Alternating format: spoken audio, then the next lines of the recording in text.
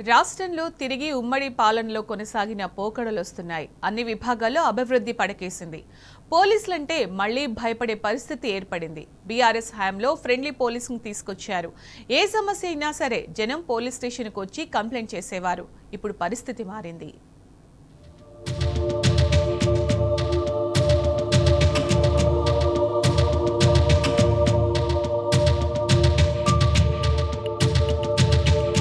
తెలంగాణ ఏర్పడిన తర్వాత అన్ని రంగాల్లో సమూల మార్పులు జరిగాయి. తొలి సీఎంగా బాధ్యతలు చేపట్టిన కేసీఆర్ అన్ని కేటగిరీల మీద దృష్టి సారించారు. పోలీసులంటే జనంలో భయం ఉంది. దానిని సమూలంగా నిర్మించేందుకు కేసీఆర్ కంకణం కట్టుకున్నారు. ఫ్రెండ్లీ పోలీసింగ్ అమల్లోకి తీసుకొచ్చారు. పోలీసులను ప్రజలకు మరింత దగ్గర చేశారు. కేసీఆర్ ప్రధాన లక్ష్యం పోలీసులపై ప్రజల్లో విశ్వాసం పెంచడం, భద్రతను మెరుగుపరచడం, తద్వారా నేరాలను తగ్గించి సమర్థవంతమైన పోలీసు సేవలను అందించడం.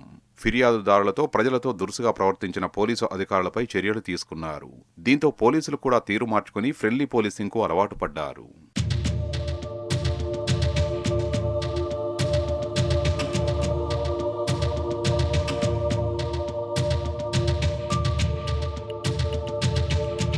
రాష్ట్రంలో కాంగ్రెస్ పార్టీ ఏర్పడిన తర్వాత పరిస్థితులు క్రమంగా మారాయి. ఫ్రెండ్లీ పోలీసింగ్ వెళ్లి దురుసుగా మారింది. 2014 ముందు ప్రజలతో పోలీసులు ఎలా ఉండేవారో ఇప్పుడు కూడా అలానే ఉంటున్నారు.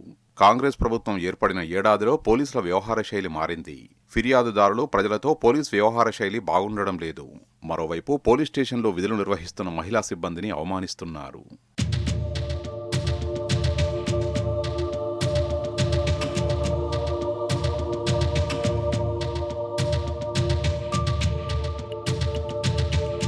వెస్ట్ జోన్ పరిధి పోలీస్ స్టేషన్లో కేసు విషయమై గొడవ జరిగింది. సీఐ అసహనానికి గురవుతూ అక్కడే ఉన్న ఒక మహిళా సిబ్బందిని టార్గెట్ చేశాడు. నీ వల్లే ఇదంతా అంటూ దుర్భాషలాడారు. దాంతో అక్కడున్న మహిళా సిబ్బంది సీఐతో వాగ్వాదానికి దిగారు. ఘటనను ఉన్నతాధికారులు సీరియస్గా తీసుకున్నారు. విచారణ చేస్తున్నారని తెలిసింది. రేవంత్ సర్కార్ ఏర్పడిన తర్వాత ఇలాంటి ఘటనలు నిత్యం జరుగుతూనే ఉన్నాయి.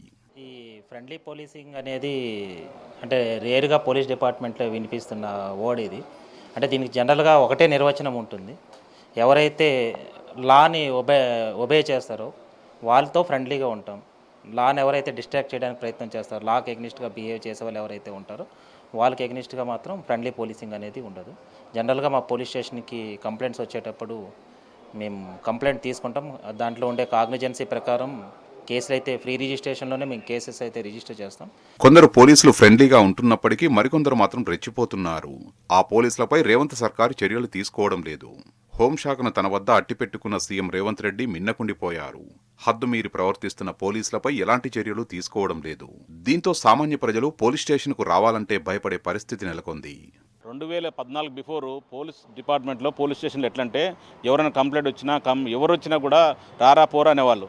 ఆ సందర్భం కూడా గతంలో పోలీస్ కమాండ్ కంట్రోల్ రూపు ఓపెనింగ్ సందర్భంగా పోలీస్ స్టేషన్లో ఉన్న అధికారులని ఒకసారి మందలించి వచ్చిన కంప్లైంట్ దారులకి మంచి రెస్పెక్ట్ ఇచ్చే విధంగా, వచ్చిన వాళ్ళని అర్జీలు పెట్టుకునే విధంగా, లేకపోతే కంప్లైంట్ ఇస్తున్నప్పుడు చాలా గౌరవంగా మర్యాదగా కంప్లైంట్లు తీసుకొని వాళ్ళకి న్యాయం చేసి ఆర్డర్ చేయాలని చెప్పి కోరుకుంటున్నాను.